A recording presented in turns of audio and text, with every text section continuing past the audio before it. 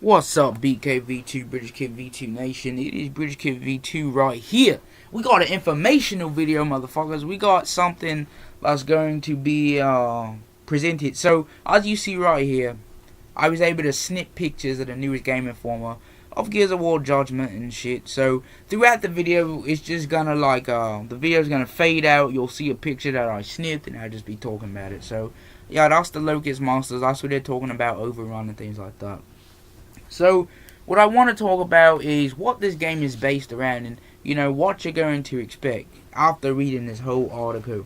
So, a little insight more on the story. It's set 15 years before Gears of War. Okay, we knew that. And they, because you see Baird and his squad are handcuffed or whatever by the cog. And it says it was because they were accused of team desertion.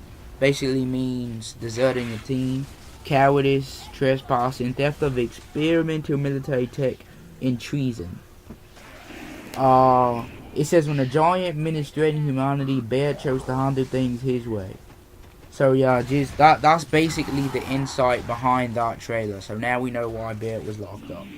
So it says that since the game takes place 15 years before Gears of War, you're going to expect a lot of gameplay changes. And when I mean gameplay changes, I'm not just saying the way the controls are, you know, that's automatic usually with any game, any new sequel or game that comes out. Well, I'm talking about the way the game is. So you're going to be expecting a lot of more Locust on the screen, it says here. Here, I'll show you the exact quote, just so you faggots don't think I'm pulling this shit out my ass. Because the gameplay segments of Judgment take place early on in humanity's fight against the Locusts, you face more enemies on screen than ever before. So, it won't be like your usual, we're in a room, music plays, then, like 5 Locusts pop up. No, it's gonna be like a battlefield, like a war zone. And they're really emphasizing that. So, what I want to get at next, wait, let's see here. Alright, so what I want to get at next is how this game is, yeah, I failed that wall bounce, by the way. This game is not going to be as story-driven as you think. Rob Ferguson said, here, let's find where he said it. They wanted to have some more freedom in how they tell the stories and things like that. They're trying to push the story into the environment, so you can see the stories play out for you. So it says you see an example of a city where when the Locusts after the Pendulum War, so everyone was celebrating and stuff. So instead of a long 3-minute cinematic as you would see in GAL 3, 2, and 1, you could basically just look at the environment and tell what the hell happened. So what they're trying to do with Gears of War Judgment, and they're not releasing any info on the multiplayer aside of Overrun. What they're trying to do with Gears of War Judgment's multiplayer is make it more action oriented. They want more action. They don't want it like GAL 3 where, we go through a semi-intense firefight and then we gotta see like a very cinematic cutscene, it's like watching a movie. They'll have its fair share of cutscenes. Every game has cutscenes, hopefully, especially a big game like Gears. But don't expect all this cinematic stuff. It's gonna be your job to tell the story, see what's going on and things like that. So just know that it's not gonna be the cinematic Gears that you like. This is campaign. Nobody really gives a shit about it. Alright, so also they changed up the controls. So Ferguson said, one of the things you notice when you play Judgment's campaign is the gameplay is much faster. You won't stand up at a cover, wind up a grenade and throw it. You'll be dead before the first spin. So it basically meant that they changed the grenade throwing to just the LB shoulder button. Because you see, that's another thing I wanted to get at. The developers don't play this game like we play it. The great people, the pros, all the wall bouncing and you know, the shotgun strafing, rotary run strafing, that's gone when the developers play it. The developers play Gears of War multiplayer amongst themselves, like how you would with a campaign, you know, covering, you know, staying in cover with your lance and things like that. You guys may be saying, you know, we do that too, yeah, but you do it strategically. When you play multiplayer, usually the weapon of choice is the shotgun. Epic doesn't play it like that. So I think it's kind of selfish for Rod to do that, because no one winds up grenades anymore unless, you know, it's like Jacinto where you're trying to throw it in a huge grenade hut, you know, with frag spawn and you're like on the bottom, and you can still get a nice blind fire nade in there. So, you know, it kind of shows you that Rod, I guess, doesn't see how the community plays it and things like that. You know, he doesn't really pay attention to things like that. So he's talking about us in his standards. So they winded up grenades back there at Epic Games. So they moved it to the shoulder button, and Y will be to to change weapons. There's no more D-padding. I don't know why they said that was clunky, because, you know, you press left, you got your shotty. You press right, you got your lancer. You press down, you got your pistol. Up is your grenades. And there's nothing hard to memorize about that. It's like memorizing a baseball diamond for the baseball game. B is first base, because it's like first base on the right side. You know, I don't need to go on with that. So all the photos you were seeing were just like maps and things that apply to the game. So what I also want to get at now is the way the storytelling is. So, you know, since this is a prequel, you're gonna think of it as like a Max Payne type thing. So Baird is narrating the story for you. This is all not happening in the present. You know, Baird's narrating, you know, so we did this and we did that.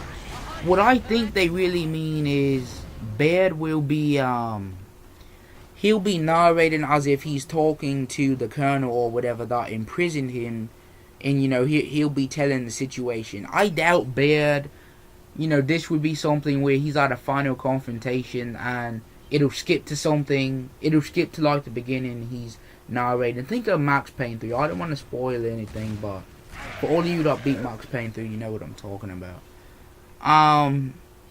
So yeah, with the storytelling, there'll be a time where it said you see a gold, not gold, but like yellowish skull. System matching, I'll put up photos at the end of like Gears related shit. You know, you'll see things like yellow skulls with emotion on it.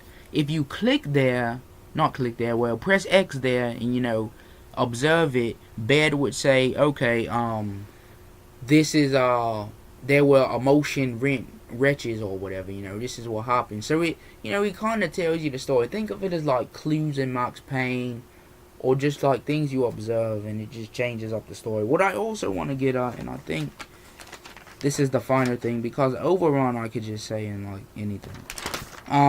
What I want to get at is the spawn, what is it called? The smart spawn system?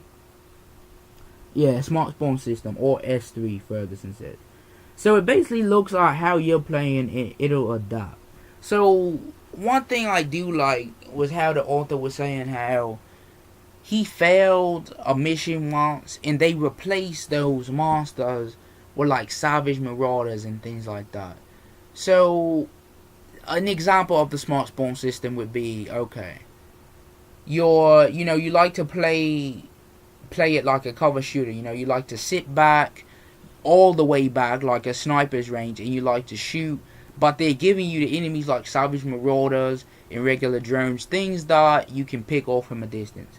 Now, say if you died there by accident, the game would adapt to the way you played that chapter, and it'll put in the drone snipers, so, you know, they can be on par with you. And I think that's pretty cool. You know, I'm glad Gears of War is not one of those games where, because, you know, the online is so big that the campaign is just tacked on. You know, when you get caught, you're like, oh, fuck campaign, fuck Captain Price and his Mario mustache, I'm going to play some damn multiplayer or overpowered guns. You know, with Gears, at least they're taken into the campaign. I'm glad that there's 3 pages worth of campaign information on this shit. That Rod Ferguson, you clap to the hands, and you too, Cliff Blazinski. Yeah, so that's the smart spawn system. Basically, just adapt to the way you play. That's basically how it is. I'm not gonna go over the mechanics of Overrun. I just give an overview on it, because you could just watch that Overrun video. that I posted if you want to know more about that. So Overrun is basically, what if Horde Mode was at a club? And what if Beast Mode was at a club?